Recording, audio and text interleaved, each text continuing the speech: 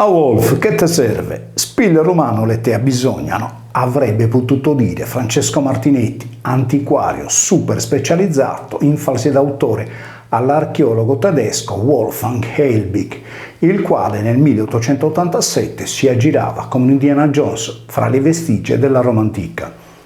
Il clima è quello giusto per mostrare al mondo che non sono solo i ricercatori dilettanti come Heinrich Schliemann a scoprire nel 1871, solo per pura fortuna del principiante, il cosiddetto tesoro di Priamo nel sito della città di Troia, avrebbe rintuzzato Martinetti alzando la voce. Una spilla d'oro non è certo un tesoro, ma con un ritocco possiamo fare l'affare, avrebbe potuto rispondere con un mezzo sorriso il tedesco a Martinetti. Vi saluto con questa fantasiosa conversazione. Se io dovessi acquistare un oggetto d'oro come una spilla, potrei dire all'antiquario come lo sta creando: scrivi che tu l'hai prodotto per me. Oppure, se volessi fare un regalo, gli direi: incidi il nome di una persona. Se considerassi l'oggetto un lusso, chiederei: metti il tuo nome per garantire la paternità dell'oggetto.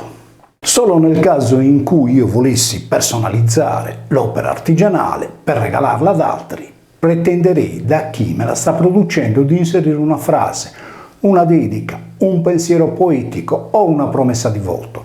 Ma essendo la fibula prenestina lunga appena 10,7 cm e larga poco più di 2, quest'ultima richiesta non sarebbe stata possibile per questioni di spazio. La minuscola iscrizione incisa da destra verso sinistra nella barra della spilla d'oro risulta la seguente: Manios, Med, Fe, Facet, Numa, Sioi. Per tradurre in modo comprensibile quei 5 lemmi dell'iscrizione sono stati versati fiumi di inchiostro tra chi sosteneva l'autenticità sia della scritta sia della stessa fibula e chi al contrario crede che siano un falso sia l'una che l'altra. I negazionisti contestano, a seconda dei casi, che la fibula non sia stata prodotta nel VII secolo a.C. e che la scritta che vi compare sia opera di falsari intervenuti a posteriori su tale oggetto, incidendo una dedica con grafia antica appositamente per poterne ricavare un enorme vantaggio economico e personale. Il primo a riceverne beneficio esclusivo fu lo scopritore o l'acquirente dell'opera, ovvero sia il tedesco Wolfgang Heilbig, che la presentò nel 1887 presso l'Istituto Archeologico Germanico di Roma. Heilbig non rivenne la fibula in fase di scafo, ma dichiarò solo in un secondo tempo, quando si vide pressato dai suoi accusatori, di averla ricevuta da un antiquario, Francesco Martinetti, il quale a sua volta disse di averla ottenuta da imprecisate persone che l'avrebbero trafugata dalla tomba Bernardini in Palestrina, l'antica Preneste, nel 1871. Nella seconda metà dell'Ottocento diversi studiosi tedeschi si fecero conoscere per i loro studi nelle scienze umanistiche. Wolfgang Heilbig, che aveva una laurea anche in filologia classica, avrebbe dovuto leggere i manuali di Georg Curtius e di Ivan von Müller sui suffissi aggettivali. Non furono però questo genere di scartoffi a far bollire il sangue nelle vene a Heilbig per le antichità classiche, ma la scoperta a Roma nel 1880 in un deposito votivo del vaso di Dueno da parte di un altro tedesco, Heinrich Dressel, avvenuta 7 anni prima della fibula. Tutta la diatriba sull'originalità del famoso gioiello, alimentata specialmente dall'epigrafista Margherita Guarducci, è stata apparentemente chiusa nel 2011, quando venne accertata tramite analisi al microscopio elettronico da parte del CNR, ma solo in relazione alle tecniche di fabbricazione, l'originalità del manufatto. Senza mettere in dubbio la professionalità degli esperti che hanno esaminato la fibula, in contesti come questo si sarebbe dovuto ricorrere a 2 arbitri esterni, comparandone poi i risultati. A me personalmente interessa decifrare l'iscrizione, perciò vado ad analizzare la prima parola, manios, della dedica. Prima che i greci coniassero la Z che utilizziamo noi nella scrittura, il suono corrispondente affricato al violare sonoro di Z era trascritto con il nesso consonante più I più vocale. Una rappresentazione visiva di come era la Z prima della sua trasformazione si può osservare in un alfabeto dipinto su un contenitore greco del 420 a.C., conservato presso il Museo archeologico di Atene, ma anche in un vaso galliforme etrusco. Per cui Manios non si deve leggere con gli occhi di oggi, ma con le regole grammaticali in uso in quel tempo. In tal caso sarebbe stato Manzos.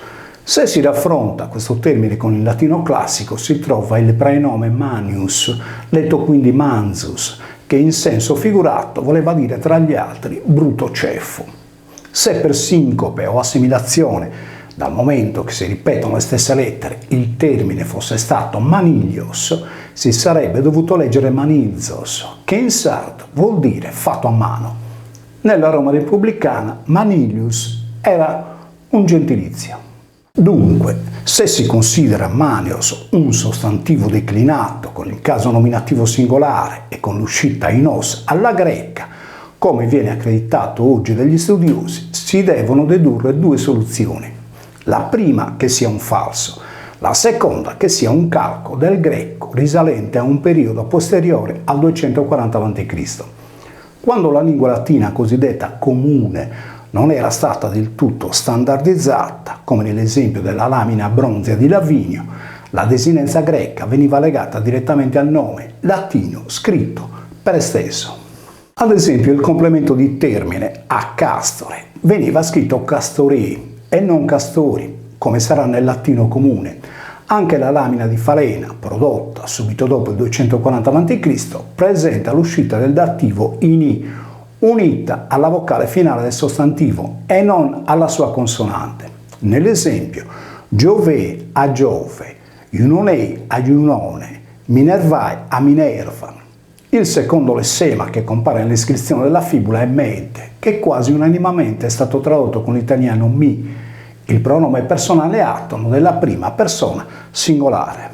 Med con la D finale si trova pure nella iscrizione del vaso di Dueno e non rappresenta il pronome atono mi, ma un aggettivo identificativo che in latino classico è posposto al pronome personale e lo qualifica come stesso. Quindi egomet vuol dire io stesso. Nel sardo campidanese me svolge la stessa funzione, ma nell'accezione più vasta del termine è utilizzato anche come complemento di luogo per dire li stesso, me in. Ultimo elemento della frase è numasioi, che anche in questo caso è il dativo di numasio. Il suffisso aggettivale sio denotava l'appartenenza a un gruppo. In Sardegna tale suffisso, risolto in zio o in zu, è legato alla radice di numarz o del lume. In più, la vocale finale i potrebbe essere la paragogica che viene utilizzata nelle parole tronche dell'ultima sillaba. Generalmente il sardo e il latino non accettano parole ossittone, inserendo al posto delle quali una vocale finale di appoggio. Ad esempio i nomi Totoi, Giovanni Antonio o Billoi, Salvatore risolvono con la sillaba finale ni o re, rispettivamente in Tottoni e Billone. Veniamo ora al tema più controverso, il digramma FH, contenuto sia nel monosillabo fe sia nella sillaba iniziale di facet. Alcuni grafemi dell'alfabeto latino erano differenti da quelli dell'omologo greco, sebbene nella parlata riproducessero lo stesso suono. Ad esempio, per la lettera latina F i greci utilizzavano il corrispondente carattere Φ, quindi le lettere F, eta riportate sulla spilla sono il tentativo dell'artigiano di rappresentare graficamente la Φ greca seguita da una eta. Questo nesso è riportato 2 volte nella fibula e non compare in nessun documento latino, né precedente né posteriore al 240 a.C., ma si riscontra nel greco antico argivo e biotico. In sardo l'avverbio, che è un rafforzativo simile a fe greco e viene spesso utilizzato prima del verbo facet, fa con funzione di pronome.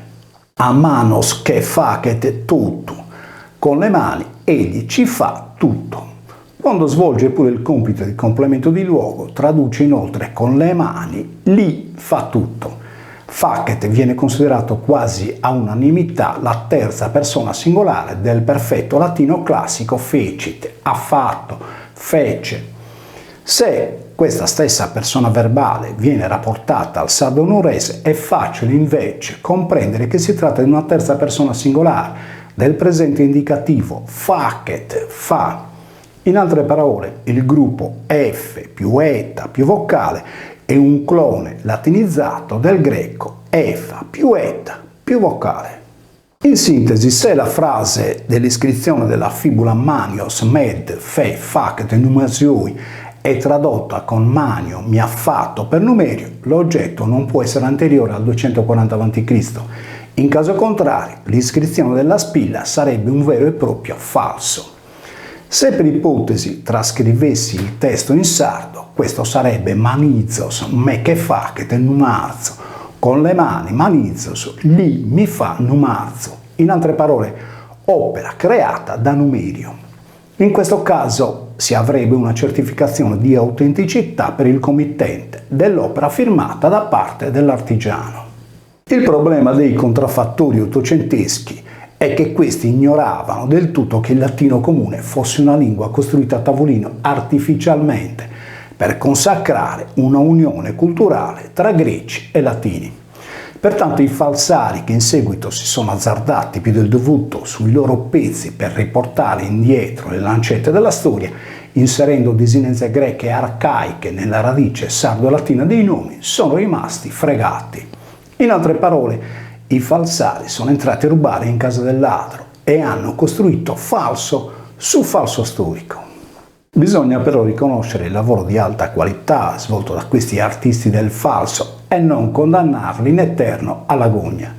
Dunque, tali soggetti andrebbero graziati con la possibilità di recupero, come si fa con chi è sbagliato una volta nella vita.